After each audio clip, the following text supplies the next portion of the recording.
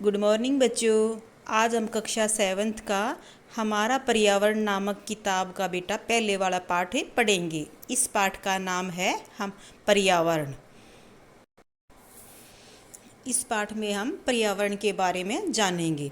लंबी छुट्टियों के बाद जब रवि स्कूल जा रहा था तब उसने देखा कि उसके स्कूल के निकट के खेल के मैदान में खुदाई हो रही थी। वहीं एक मैदान था उनके खेलने के लिए। वहाँ पर लोगों ने बताया कि वहाँ अनेक फ्लैटों वाली एक बड़ी इमारत बनेगी। जब रवि को समझ में आया कि मुलायम घास, गेंदे के फूल एवं तितलियों वाला विशाल मैदान अब हमेशा के लिए नष्ट हो चुका है, तो उसकी आंखों में आंसू छलकने लगे। उसने यह बात अपने सहपाठियों को बताई। सुबह की सभा में प्रधानाचार्य ने भी बहुत उदासी से कहा, देखो कैसे हमारा पर्यावरण बदल रहा है। अभी जब लंबी छुट्टियां, गर्मी की छुट्टियां ख़त्म हो गई थी, तब उसके बाद रवि जब अपने स्कूल जा रहा था तो उसने अपने स्कूल के निकट देखा कि उनका जो खेल का मैदान था जिसमें वे खेलते थे, तो उसकी खुदाई हो रही थी। और तो उसको पता लगा अभी उसके जो खेल का मैदान है तो उसमें अनेक फ्लैटों वाली एक बड़ी सी इमारत बनने जा रही थी। तो अब रवि को समझ में आ गया था कि भी उनका जो मुलायम घास वाला, गेंदे के फूलों वाला और तितलियों वाला जो विशाल मैदान है अब हमेशा के लिए नष्ट हो चुका है। तो यह देखकर रवि की आंखों में आंसू आ गई और उसने अपने सहपाठियों को भी ये बात बताई।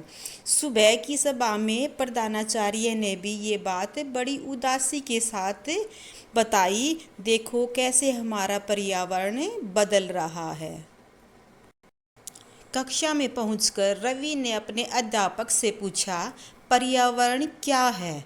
जो कुछ भी आप अपने आसपास देखते हो, शिक्षक ने बताया। कभी शिक्षक ने रवि को बताया कि जो भी कुछ आप अपने आसपास में देखते हो वो सभी पर्यावरण है। रवि कहने लगा, इसका अर्थ है स्कूल भवन, मेज, कक्षा में रखी हुई कुर्सियाँ, यहाँ तक कि खुला मैदान, सड़क, कूड़ा करकट, मेरे दोस्त, ये सभी हमारे पर्यावरण के अंग हैं। अकबी रवि ने कहा कभी जो हमारा स्कूल है, मेज है, कक्षा में रखी हुई कुर्सियाँ हैं, खुला मैदान है और मेरे दोस्त वगैरह, ये सारी चीज़ें क्या हैं? पर्यावरण का एक अंग है। तो शिक्षक ने कहा, हाँ लेकिन जरा रुको बेटा, कुछ वस्तुओं का निर्माण हमारी प्रकृति ने किया है, जैसे पर्वत, नदियाँ, पेड़, प्राणी, जबकि कुछ अन्य वस्तुएं जिनका निर्माण मानव ने किया है, जैसे सड़क, कार, कपड़े, किताबें आदि। इकबाल ने कक्षा में अपने टीचर से पूछा भी हमारा पर्यावरण क्यों बदल रहा है? शिक्षक ने उत्तर दिया, ऐसा हमारी ज़रूरतों के कारण होता है। ये दिन प्रतिदिन बढ़ती रहती हैं भी हमारी जो ज़रूरतें हैं वे दिन प्रतिदिन बढ़ती जाती हैं। इसलिए हम प्राकृतिक पर्यावरण में परिवर्तन करते हैं और कभी कभी उसे नष्ट भी कर देते हैं। अब हम पर्यावरण के बारे में कुछ और जानते हैं बेटा। पर्यावरण हमारे जीवन का मूल आधार है। यह हमें सांस लेने के लिए हवा, पीने के लिए जल और खाने के लिए भोजन एवं रहने के लिए भूमि प्रदान करता है। मानव इस प्राकृतिक पर्यावरण में कैसे परिवर्तन करता है? कार का धुआं वायु को प्रदूषित करता है, पानी को पात्र में एकत्रित किया जाता है, भोजन को बर्तनों में परोसा जाता है और भूमि पर कारखानों का निर्माण होता है। मानव कार, मिल, कारखानों एवं बर्तनों का निर्माण करता है। इस प्रकार से मानव प्राकृतिक पर्यावरण में परिवर्तन करता है। अब हम इस चित्र में बेटा पर्यावरण के घटकों के बारे में जानेंगे। मेन तौर पर 3 घटक हैं, प्राकृतिक पर्यावरण, मानव निर्मित पर्यावरण और खुद मानव पर्यावरण। अब हम जानेंगे प्राकृतिक पर्यावरण। इसमें है स्थलमंडल, वायुमंडल, जलमंडल और सजीव या जैव मंडल। अब उसके बाद बारी आती है मानव निर्मित, अकबी जिनका निर्माण मानव ने किया है। तो इसमें है इमारतें, पार्क, पुल, सड़क, उद्योग और स्मारक आदि। अब मानव मानव भी एक पर्यावरण का एक हिस्सा है। तो इसमें एक व्यक्ति, परिवार, समुदाय, धर्म, शैक्षिक, आर्थिक, राजनीतिक स्थिति। अब बेटा आप जान ही गए होंगे, अगर भी किसी भी जीवित प्राणी के चारों ओर पाए जाने वाले लोग, स्थान, वस्तुएं एवं प्रकृति को पर्यावरण कहते हैं। यह प्राकृतिक एवं मानव निर्मित परिघटनाओं का मिश्रण है। प्राकृतिक पर्यावरण में पृथ्वी पर पाई जाने वाली जीवीय एवं अजीवीय दोनों परिस्थितियां सम्मिलित हैं। जीवीय सजीव प्राणियों का संसार जैसे पादप एवं जंतु। अजीवीय निर्जीव पदार्थों का संसार जैसे स्थल, अकबी जीवीय जिनमें जीवन होता है और अजीवीय जिनमें जीवन नहीं होता। जबकि मानवीय पर्यावरण में मानव की परस्पर क्रियाएं, उनकी गतिविधियां एवं उनके द्वारा बनाई गई रचनाएं सम्मिलित हैं। अब हम बेटा प्राकृतिक पर्यावरण के बारे में जानेंगे। भूमि, जल, वायु, पेड़ पौधे एवं जीव जंतु मिलकर प्राकृतिक पर्यावरण बनाते हैं। स्थलमंडल, जलमंडल, वायुमंडल एवं जैवमंडल के बारे में हम पहले जान चुके हैं। आइए अब हम इनके संबंध में कुछ और तथ्यों की जानकारी प्राप्त करते हैं। पृथ्वी की ठोस परपट्टी या कठोर ऊपरी परत को स्थलमंडल कहते हैं। यह चट्टानों एवं खनिजों से बना होता है एवं मिट्टी की पतली परत से ढका होता है। यह पहाड़, पठार, मैदान, घाटी आदि जैसी विभिन्न स्थल आकृतियों वाला विषम धरातल होता है। ये स्थलाकृतियाँ महाद्वीपों के अलावा महासागरों की सतह पर भी पाई जाती हैं। स्थलमंडल वह क्षेत्र है जो हमें वन, कृषि एवं मानव बस्तियों के लिए भूमि, पशुओं को चरने के लिए घास स्थल प्रदान करता है।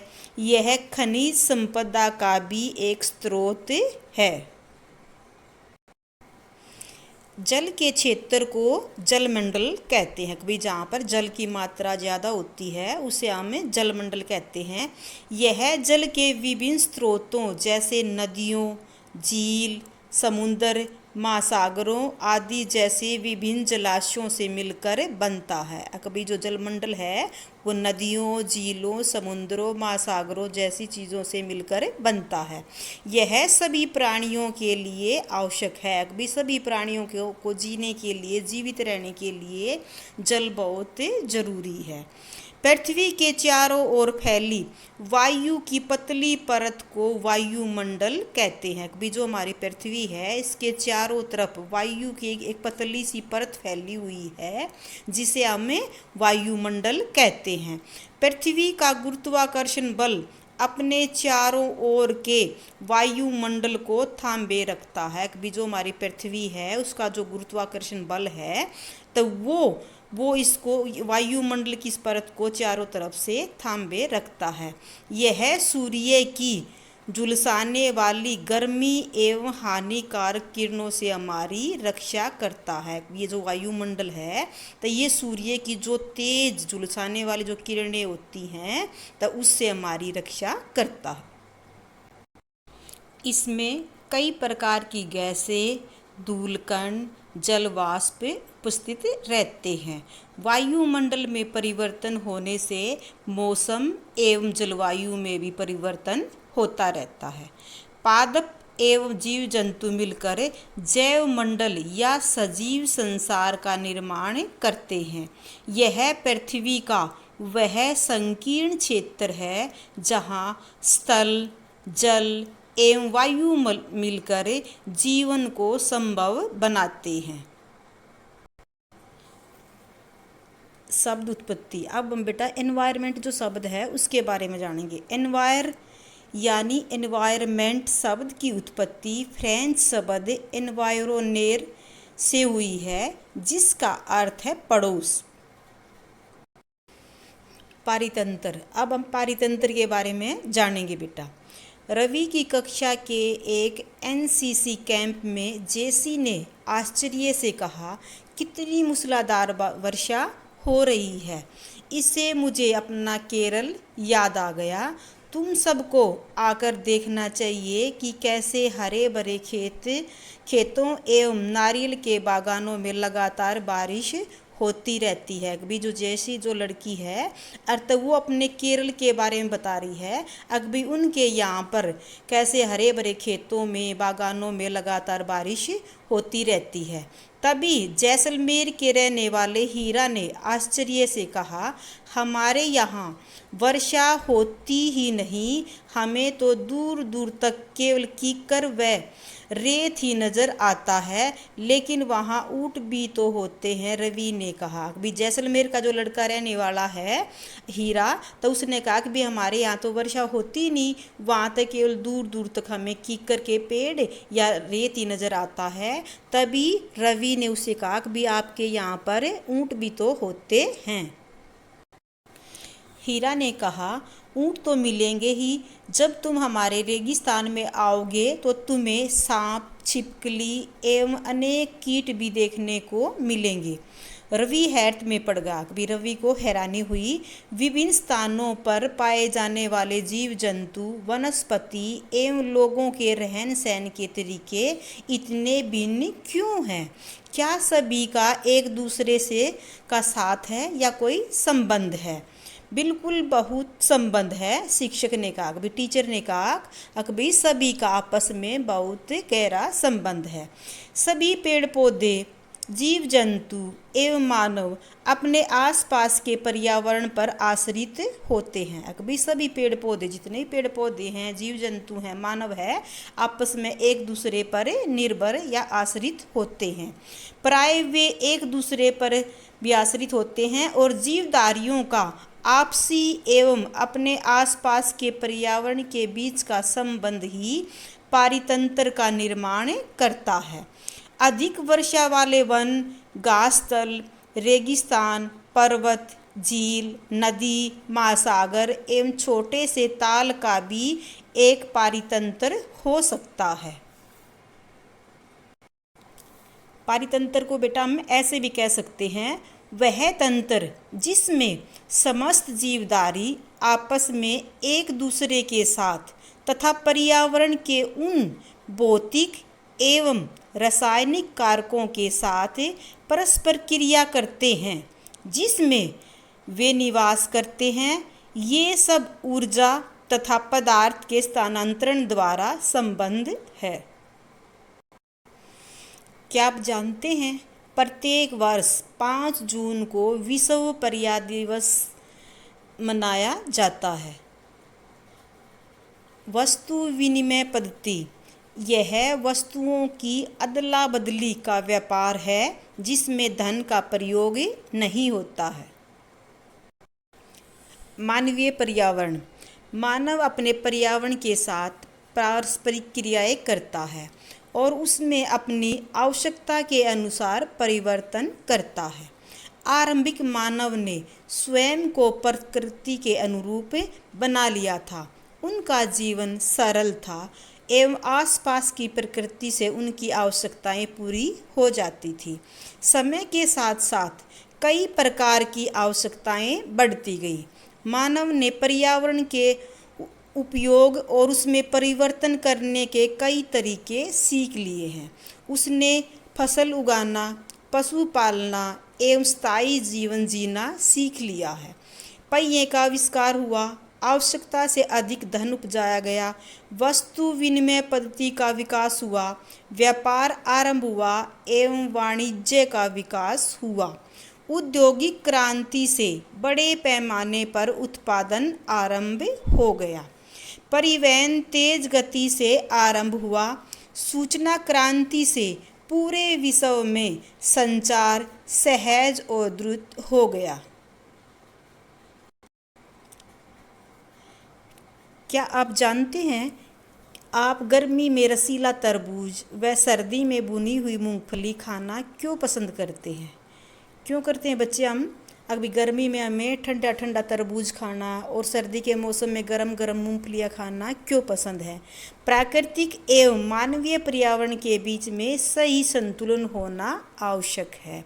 मानव को पर्यावरण के साथ समरसता से रहने एवं उसका उपयोग सीखना चाहिए। इसी के साथ बेटा हमारा ये पाठ है यहीं पर ख़त्म होता है और अगली वीडियो में हमें अभ्यास के प्रश्न उत्तर देखेंगे। बच्चों, अगर आपको हमारी ये वीडियो पसंद आई तो बेटा इस वीडियो को लाइक करें और अपने दोस्तों के साथ शेयर करें और चैनल को सब्सक्राइब करें और कमेंट करके बताएं कि आपको ये वीडियो कैसी लगी।